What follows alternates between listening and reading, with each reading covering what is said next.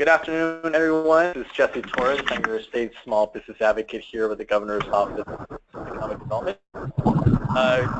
Pleased to be able to open today's webinar titled Protect Your Business from Disasters. This webinar is being hosted by the Office of Small Business Advocate, which is a unit within the Governor's Office of Business and Economic Development, also known as GO-Biz.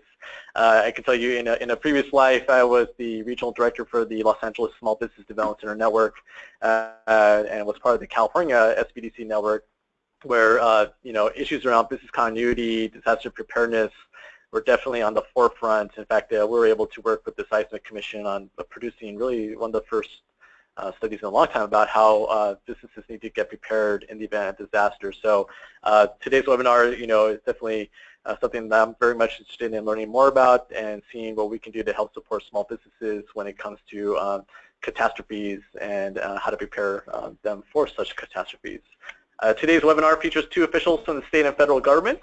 Abby Browning, Chief of the Office of Private Sector Non-Governmental Organization Coordination at the California Governor's Office of Emergency Services, will be presenting, along with Sushil Kumar, Public Information Officer at the U.S. Small Business Administration. Abby and Sushil work with business owners throughout the state on disaster preparedness, response, and recovery. And before I turn this webinar over to them to get started, I'm going to have my colleague Janelle Green, who's our small business specialist here at GO-Biz, who's going to introduce some of the features of the GoToWebinar, the platform we're using today. Thank you, Jesse. At the far right of your screen, you should see a vertical toolbar. This toolbar will provide you with access to the audio and visual for the presentation. If you experience any technical issues related to audio during the presentation, please click on Help at the top of the toolbar and select Sound Check. This will allow you to check your audio configuration.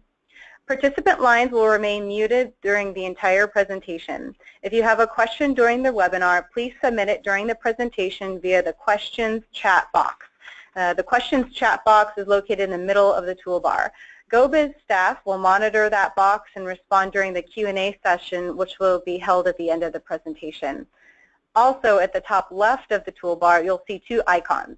The blue icon with the white box allows you to view the presentation in full screen mode. The blue icon with a picture of a hand allows you to raise your hand to ask questions. This feature will not be used since questions will be addressed at the end of the webinar via the Questions chat box. I will now turn the presentation over to our presenters.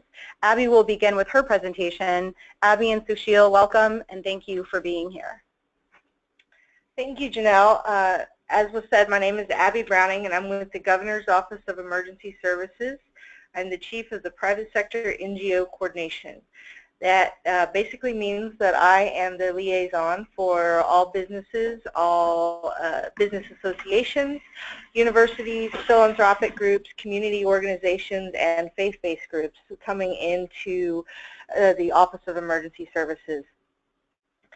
It encompasses all areas of emergencies. So it's fire departments, law departments, but also Homeland Security. So we cover natural disasters, but as well as man-made disasters.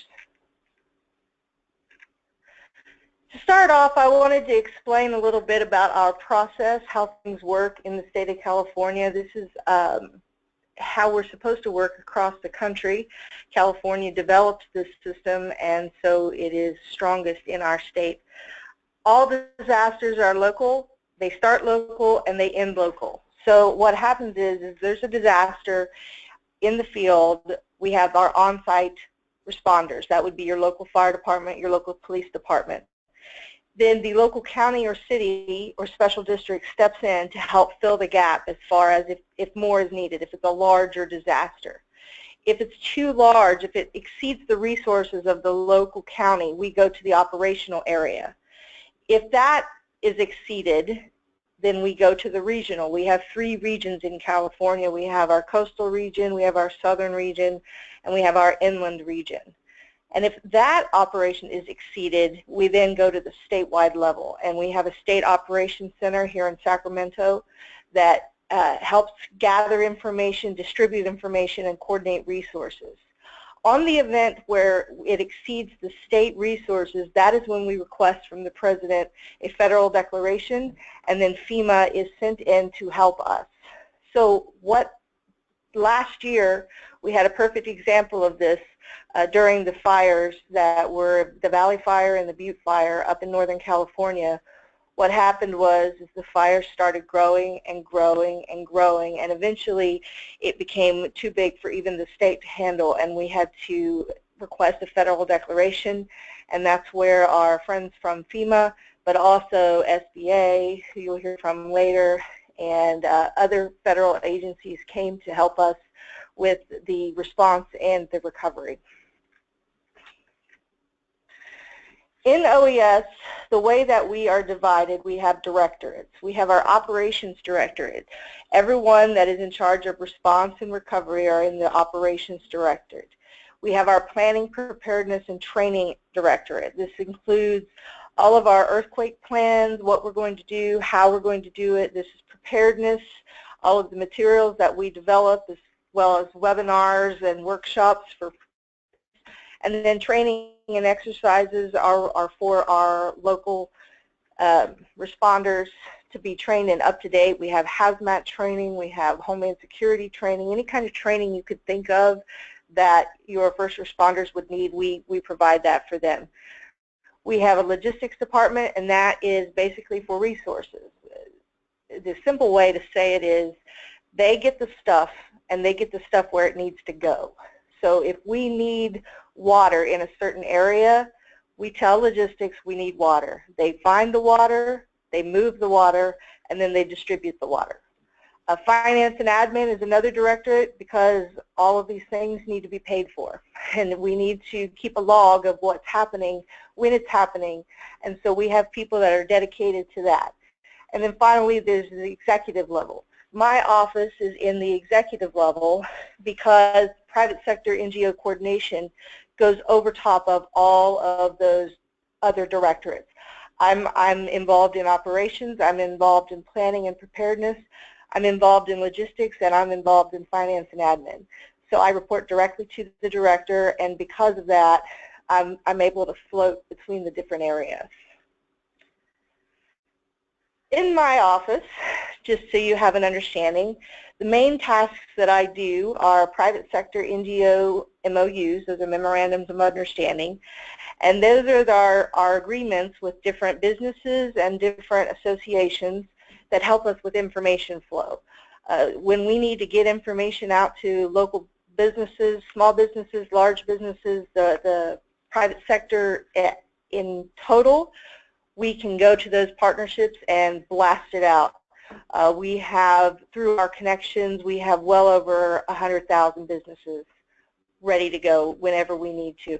We also collect information from them. So if we find out that there's a shipment going to a Walmart and they need that one piece in order to reopen for that community, or there's this business that's the grocery store that happens to be the grocery store that serves this entire 10-block radius, and they need electricity just to open that grocery store so everyone can go back to work or go buy their food, they can come through my office, and then we can work with our authorities to get that done. We have a public-private task force. We recognize in the government that we do not know everything, and we aren't the best at everything. Businesses usually are much better at distribution, things like that, because it is your living. Therefore, we try to work with you and utilize your expertise. And so we develop these task force. We have the Business Utility Operations Center. That is stood up during a disaster, and that is, I am stationed inside the State Operations Center the entire time that it is activated, and I am the liaison for the businesses. And that goes down to the other liaison for the business world. After a disaster, I will go out into the community. I will talk to the local chambers of commerce. I will try to direct them to resources, things that they can help. And then finally, I'm also the liaison for the economic recovery. After a disaster happens, there's long-term recovery, and economics is something that is it's very tricky, and it takes time and it takes patience in order to rebuild. And my job in my office is supposed to see that through, and that's something that we're working on for the fires from last year, is we're working on the economic injury that they suffered and trying to recover those communities.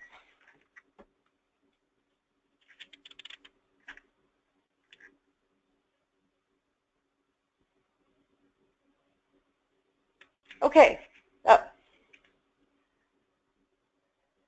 So when it comes to disaster preparedness for a small business, you need to ask yourself, how can you prepare? Well, obvious first thing is you have insurance. You can have fire insurance, you can have flood insurance, you can have earthquake insurance, depending on where you're located and what your threats are that come to your business. You'd also have some kind of idea of what could possibly happen to you. Those are some things that you need to think about. Is the first step as far as helping you on recovery. I know that my colleague Sushil will be talking more about that in depth. The next thing is disaster planning. So you sit down with your employees and you think about, okay, what do we need to do? How do we need to do this? Well, what happens if there's an earthquake tomorrow and half of my employees lost their homes and can't come to work? What happens when there is a flood and no one can get into the office? You need to be thinking about those things and have plans in place so everybody's on the same path. There are several tools out there that can help you with that, and I know that like the SBDCs throughout the state have the ability to help you with this planning, and we can offer some other tools to help you figure out something to help with business continuity. It goes to the next thing, business continuity. You have to be prepared to suffer some setbacks.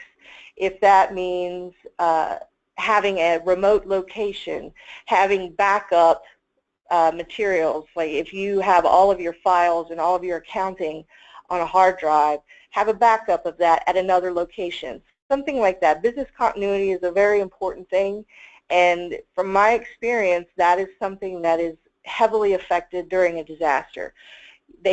Businesses can get back up, start running again in a different building, in a different location, hire different employees, all those things. But if you don't have that continuity planning, you don't have your records, you don't have your files, you don't have a safety net, then you won't be able to continue. And then finally, there's safety measures. I mean, look around your business. Look around the location. Do you have, are your shelves in the appropriate way? Are your files attached to the wall? There's basic earthquake safety measures. There's basic flood measures that you take in your homes that most people forget to take in their business locations.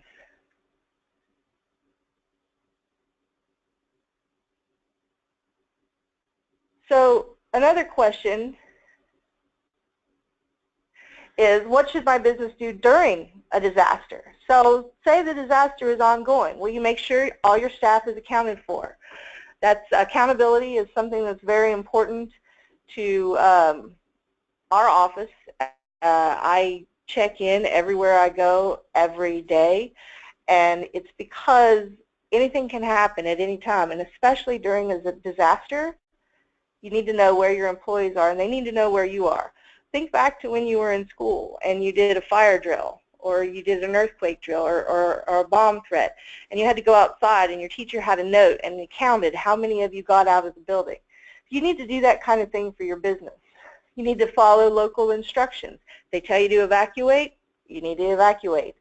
If they tell you to not go in this building because it could be a threat, then listen to them. Chances are they've already looked at it, and there's a valid reason that they're trying to help you out. And then set up remotely if necessary. That goes back to what I mentioned before about planning. If your business can be mobile, then set up in a different location. You can even set up in your garage or your family room, something like that, just to try to keep business moving. And then also make contact with the local authorities. Let them know that you're there. Let them know that your business is closed or is suffering, because it is all of our responsibility to get the community back running the way it was, if not the same, but better. And the first thing that we need to do is make sure the business is reopened.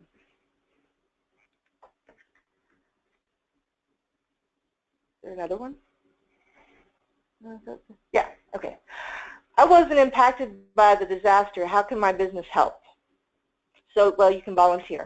If you want to volunteer to help clean up, you want to volunteer to shelters, you want to volunteer, we coordinate all of that on the local level, but it's also by an agency called the California Volunteers, and there's information on their website. It's basic calvolunteers.ca.gov, and we would love to have you volunteer. We just ask that you do not self-deploy. You just check in with someone and they tell you where you need to go. Donations, all donations are coordinated on the local level. We prefer financial donations because we could get 100 pillows and 5 bottles of water, and we would prefer to be able to assess the situation on the local level and decide what they are. But all donations are very appreciative. And then finally, once recovery has started, it's important to shop local. I know that that is a mantra that small business community often hears and often shouts to the rooftop, as they should.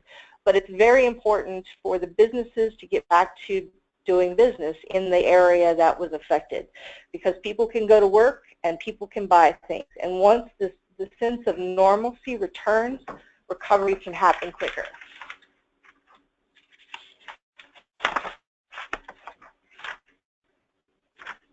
Can we go back to that?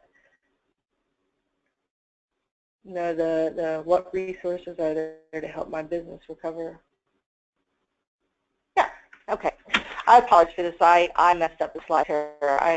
What resources are there to help my business recover from a disaster? Just so you know, FEMA comes in a disaster. FEMA will come in and they have individual assistance and public assistance that they can help with the disaster. SBA has loans, very, very good opportunities. U.S. Economic Development Authority Administration also has a level, and my colleague Sushil will talk more about that. On the state level, we have the Board of Equals as far as deadlines for your taxes, things like that. If something happens to your property and the value goes down, we can have it reassessed. There's many things that we can do, as well as the Treasurer's Office has programs that work with loaning institutions that we can work through, and then of course Business Consumer Services and Housing with all of the financing and the permits that they do. And then finally, throughout the year we have workshops, webinars, and individual help. And this is not just Cal OES, but this is all of the agencies, GO-Biz included, that has these different webinars or workshops to help you through this. This is not something you have to do alone. So there's Cal OES and GO-Biz, but also the Seismic Safety Commission. They have a great resource on disaster planning for small businesses that's on their website. We are having workshops throughout the state. The next one is going to be in Oakland on May the 18th about disaster planning. On the federal level, we have FEMA, we have Small Business Administration, U.S. Economic Development Administration, and the U.S. Department of Agriculture. And then we have our partners, such as the American Red Cross or the Small Business Development Centers, that are all willing to help, and whatever you need, you're not in this alone. And finally, I wanted to give my contact information. If you want more information about anything that I've said or want me to go into further detail, feel free to call me or email me. I'm happy to answer any questions or point you in the right direction. There are so many resources out there, and working through the government can be a nightmare. I realize this, and it's very bureaucratic. And so it's helpful for someone that is on the inside that will answer the phone, and I guarantee you I will answer the phone. So thank you very much, and I appreciate the opportunity to be able to talk to all of you. Thank you, Abby. We'll now turn it over to Sushil Kumar from the SBA. Jesse, Janelle, Abby, thanks for having me on the conference call. a special thanks to all the attendees taking time out of their busy schedules to attend their webinar.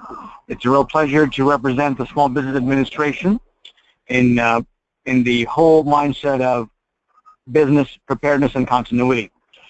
So I want to start off with first things first.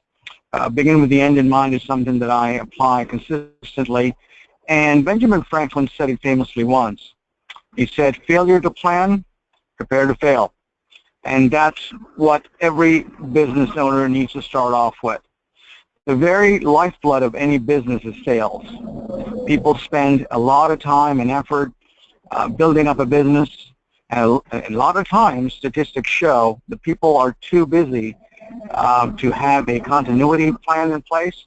And statistics also demonstrate that most Americans spend more time planning for a vacation than planning for a business continuity.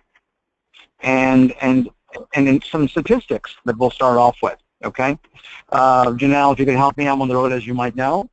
The very first slide that we have talked about is 25% of businesses that close after disaster never open.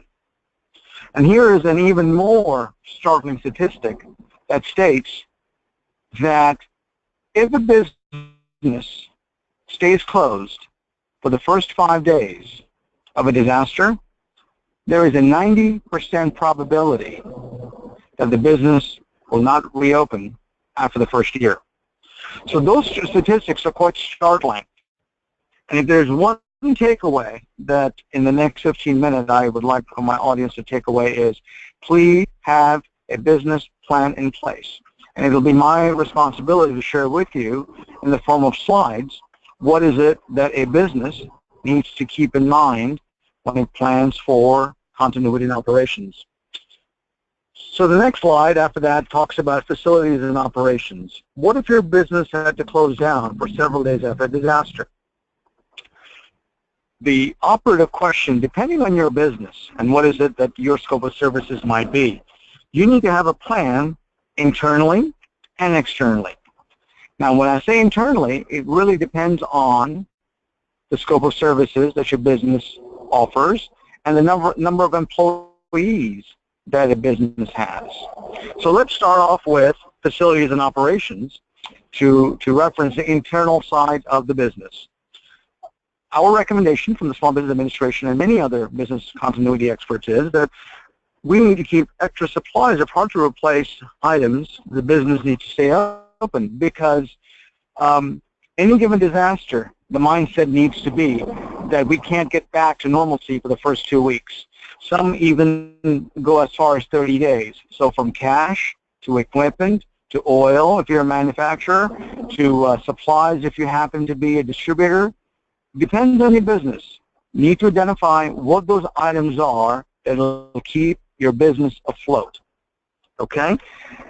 Make the assumption also that the electricity grid won't be operable for the first 5 days. Many a suggestion has been made that generators need to be purchased. As a matter of fact, I'm currently deployed in Texas for the flooding, and more times than not, there were areas that didn't come back for at least a couple of days.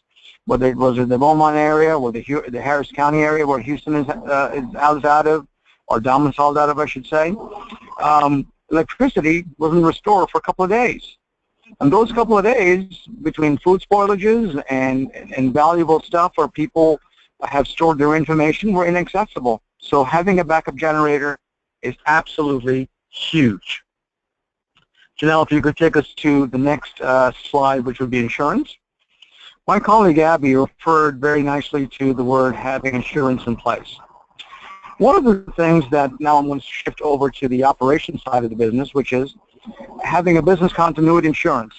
A lot of thought goes into having insurance for physical fixed assets, or physical damages are the ones that more people are most prone to think of, but having a business continuity insurance tends to be a little more expensive because the insurance company is actually taking the risk that the business owner is going to be shut down for a period of time, and depending on, I'm not an insurance expert, so I would suggest you contact an insurance agent and find out what is it that your business needs benefits. They have the deluxe policies, they have the bare bones policies, which covers expenses for the time frame of 10 to 15 days, what have you, and that's a good piece of insurance to have for businesses. And on the small business loan side, briefly, what I will mention is that our disaster recovery loans tend to discount and or afford benefits after the insurance needs are met. So in other words, if there's a $100,000 loss to a business and the business continuity insurance covers $20,000, our disaster recovery needs program covers that $80,000 portion, because by law we're not allowed to cover duplicating benefits, if you will. So now if you would take us down to 2 slides down where it says most insurance policies don't cover flood damage. That's the need for the flood insurance. Whether you be a homeowner or a business owner, make sure your insurance is my summation statement for that particular slide. Now, back to the business continuity and be prepared for disaster. Protect your vital information. Whether it's an offsite backup or in the cloud, please make sure your vital records are saved. Tax records, social security numbers, birth certificates, anything that's important on a personal level as an employee or as a business owner, and or your records, your formation documents as a business, your corporate seal, your checks, all those things need to be put away in a place which is flood-proof and or saved, stored in the cloud. More times than not, I find in my tours as a public information officer that a lot of the tax information, a lot of the vital documents get destroyed, whether it be a fire that I had the pleasure of working with for Abby or a flood down here. They don't have their information because they didn't save it. So the very thing that we ask for to get businesses off their feet after a disaster, unfortunately takes time for them to retrieve those records. So to save them in a safe place, whether it be in a safe which is water resistant or cloud or in your CPA's office or somewhere outside of the area, a lot of attention needs to be put in to figure out where to save them and how to access them if you need it the most. Now, we're going to shift gears over to the communication side, which tends to be external. We've spent a little bit of time on the internal side, so then we're going to shift our focus over to the external side. The key in communications is as follows. Make sure that there are folks outside the impacted area. You identify somebody outside the impacted area that serves as your spokesman to make sure that while your business has been impacted, that they share the information through social media or through other forms of communication, that the business is open and functional, and that the outside spokesman can take care of business leads and any other service and needs that might happen. That is critical, number one. Number two, identify folks within the organization that carry out various functionalities in the event of a disaster. Identify that person, identify their scope of work, what they're supposed to do, and make sure you put it into practice. Experts suggest that anywhere from once a year at a bare minimum or every 6 months needs to be the time frame for folks to put this in practice. In other words, if the CEO has job X, the controller has job Y, the assistant controller has job A, and put it in practice so that people have a way of knowing what to do in the unforeseen event that a disaster does strike, and because they tend to strike when we least expect it, hence the word disaster. Keep records of everybody's contact information, phone numbers, addresses, so that the person doing the outreach to make sure that they're accounted for in terms of human assets and other types of assets, that people know how to get hold of you. Because if you can't account for your employees, what's the point? That's the whole idea of being in an employer-friendly environment, to make sure that the very business that you're in, the owners make sure that the employees are taken care of. Janelle, are we on this slide for communications and the communication copy list? Is that correct? Yes. Perfect. There's a slide with the caption, the message center will use phone and email to support crucial post-disaster communications.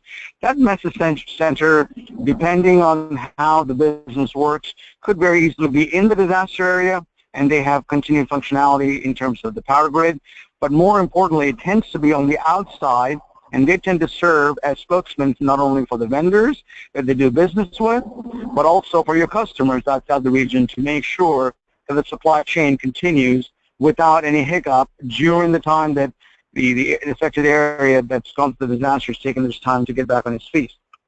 One of the main things that the communication strategy needs to convey, which is the next slide over, is please make sure that you head off rumors of business failure. More times than not, one of the things that we see actively in the field is businesses don't want to come into our disaster center to borrow money because they're worried that the perception of borrowing money means that they're in trouble. Absolutely not. The communication strategy needs to be, we're open, we're ready for business, and here is another area of the organization that's ready to step up. It needs to be absolutely invisible and seamless to the customer and or to the vendors that if one part of the organization is down, the other part of the organization picks up where it's dropped off. That's how seamless the actual operations and activities towards business continuity needs to convey. We have lots of additional resources. I don't want to step outside of my time constraints. The additional resources at the very last page is what I'm going to direct your attention to. Janelle, if you would take them to the very last page for additional information. The Small Business Administration not only spends a lot of time doing a twofold mission. One is preparedness through webinars and seminars such as these, and the rest of the time we're spending our time on disaster response. And Abby briefly touched upon our work together, but the declaration process works as follows. If the state doesn't have the resources to garner, to fund the disaster, there are two ways of approaching it. One is the presidential route where the resources are far greater than the ability of the state to bear it, and or if that gets declined, then they go through the agency route, which is through the Small Business Administration route. And most people on this phone call might be used to hearing about the Small Business Administration through working capital loans, 504 loans, certified hub zones, contracts with the federal government, so on and so forth. But the part that is probably not as prolific in terms of exposure is, for very obvious reasons, we're the Office of Disaster Assistance, and people call on us when there's a disaster. So it's like going to the doctor. Love to see your doc, but you know, in the 15 minutes, thanks for the opportunity to present to you folks, and she and Janelle and thanks for the opportunity to work with you all. Now, thank you, Sushil. Well, this will be our key. If she's on the line, if you do have a question for me or Sushil, please submit it via that questions chat box. We'll review it and move it to the presenters. We have some questions. I'll start with the first. What are the benefits of preparation? from my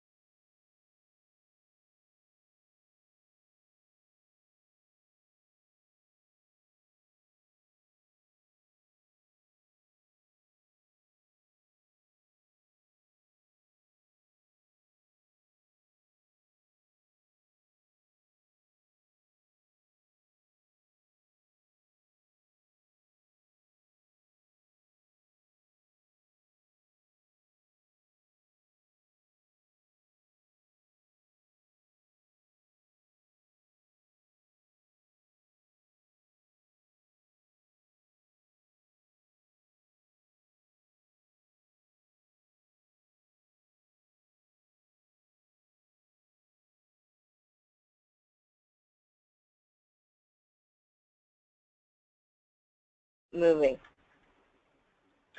Thank you, Abby. Second question, how often should a plan be implemented or a mock run conducted?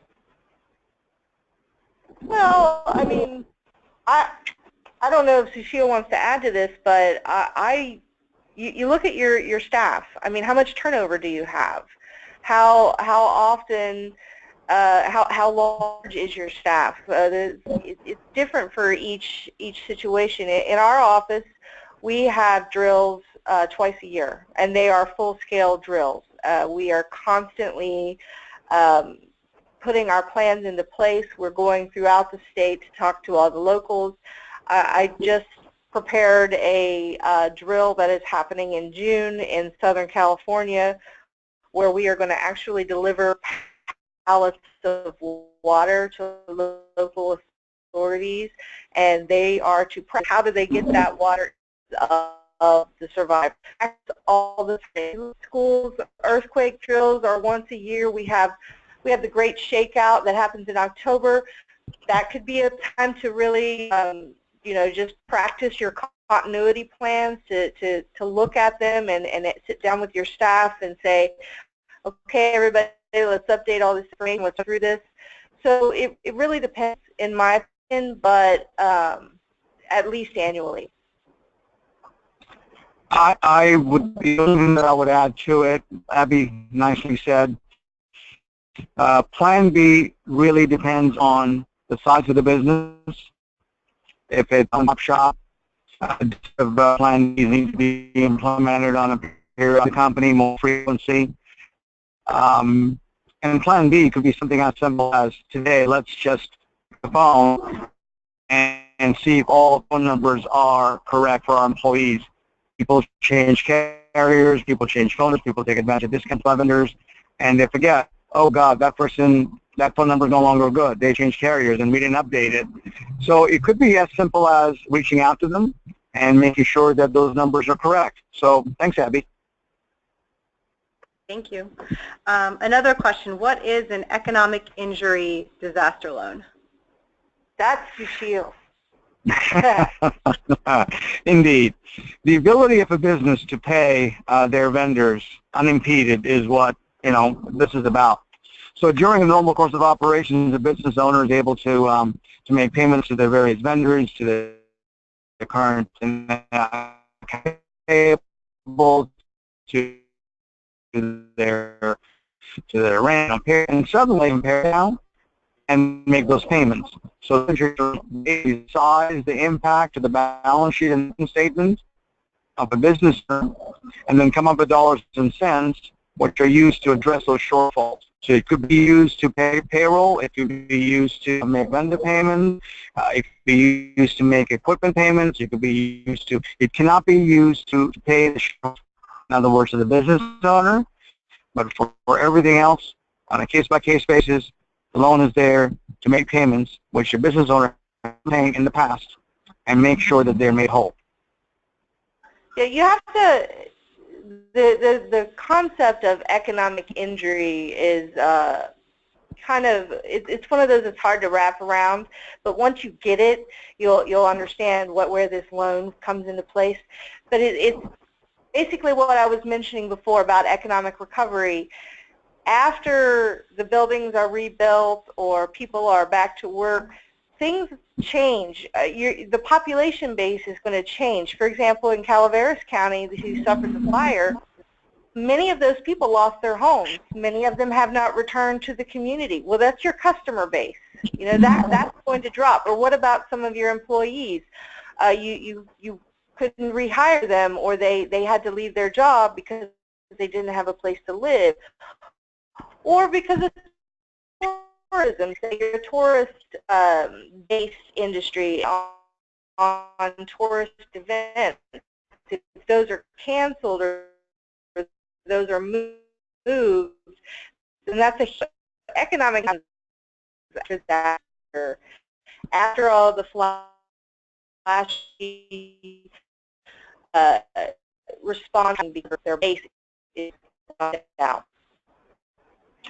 And the other definition of economic injury that I want to add is a certain level of economic loss. In other words, they put up capital, and that capital is not being eroded as a result of the disaster. Sure, that through measurement of net charging, the difference between the two is economic injury. Thank you. We've received several questions requesting the slide presentation to this webinar. We will post a recording of the audio and the visuals of this presentation to our website. For this webinar and the other two that we're going to have this month, we'll notify all registrants by email once those are posted, and we'll probably just post them all at once at the end of the month. So thank you for your interest in having this going forward. Another question, do you have a template for creating a business continuity document? I didn't hear that, you know. Do you have a template for creating a business continuity document? Yes, ma'am, we do. Where can that be accessed? Ready.gov. American Red Cross has one. FEMA has one. The SBA has one. And in that particular template that I believe was 3 or 4 prior to the end of the presentation, under resources, we have links on our SBA.gov website that you could access them, download them, and put it into action. Also, the California Seismic Safety Commission has developed a guide for small businesses, and something like that is in that guide as well. Their website is seismic.ca.gov, and although that's earthquake focused, you can really use that for any disaster. Great. And one other recommendation I'd make, if folks are going to download it and put in Plan B, keep copies of all of your exercises, and once a year when you have your strategic management meet to figure out where the business is headed, and annual forensics on what lessons were learned from the mock run comes in handy. So keep those notes handy, figure out what the forensics were post, and then apply it, and keep improving every day, because the whole idea of business continuity is not just survival, but it's to learn from it, apply best practices, apply what didn't work, and then keep getting better each time. Thank you. Another question, what? Let's go to the bottom one. Just what was that last website? So there's 2 that were mentioned, seismic.ca.gov. and that's the California Seismic Safety Commission. And then Sushil mentioned Ready.gov. And then, of course, our website, the SBA.gov, and then, /resources. And I think one of the slides that we have on the webinar, 3 or 4 down from the bottom, has that particular resource also listed. Not ready resources. And Janelle has put it up there. Yeah, I just sent those through the chat feature. So if you're able to open that up, you should see those links. SBA.gov /services/disaster assistance. Okay. Great. Okay, the next question. What's a good strategy to get small businesses in the community to complete all of the steps that have been mentioned, such as getting businesses to write up a continuity plan and distribute contact lists? That's a very good question, and it's something that we're working on, because there's only so few of us to try to get out to all the small businesses in California, which, as I'm sure you guys are aware, there's quite a lot. One of the things that I have mentioned in the past is working with the local chambers of commerce. I have been working on my side with our local emergency managers. Each county has a business liaison, and it's a growing area. It's not something that's set in stone quite yet. And so I'm trying to move through having the county representatives and the city representatives, the emergency managers, reach out to the local business associations like the Chambers of Commerce or the Main Street associations to try to get this information to them. So that's one of the things that we're doing. But honestly, any suggestions that you have, we're happy to hear them. Feel free to email me or email GO-Biz, because you are the community, and if you can think of a way that we could better serve you, we're happy to do that. And the only thing I'd add to what Abby suggested would be to put those things in place. I would reach out to your supply chain as a business owner. And within the supply chain, we can only take care of one corner of our world, one person at a time. So my recommendation to a business owner might be for you folks to implement that in your community. Start off with your supply chain. Start off with the folks that are in your line of work. If you're a distributor, reach out to another competitor and say, guess what? We're coming up with a business continuity plan. What are your ideas? Work together. And the more businesses work together, not only competitively, but in the world of a disaster, you'll find that sales will flow invariably because people want to do business with people who tend to cooperate and who tend to be congenial to each other. So my suggestion would be, again, without being repetitive, start off with your folks in the same industry, start off with the folks in your supply chain. Then there's a question up there about suggestions for drills for evacuation. It really depends on what the disasters you face. I mean, if fires are your disasters, then our CAL FIRE has many suggestions. If floods are your disaster, we have floodsmart.gov that has different suggestions on drills and for evacuations. And then also seismic. There we have a lot of information on seismic. The Seismic Safety Commission, also the Earthquake Country Alliance. We do drills with them constantly, and in that document from the Seismic Safety Commission we'll have all of this information. Thank you, Abby. Sushil, could you repeat that one website that you mentioned through the SBA? It wasn't sba.gov/ready. It was a different extension. The website that I mentioned is, I think, the third last slide, and there's a web link there.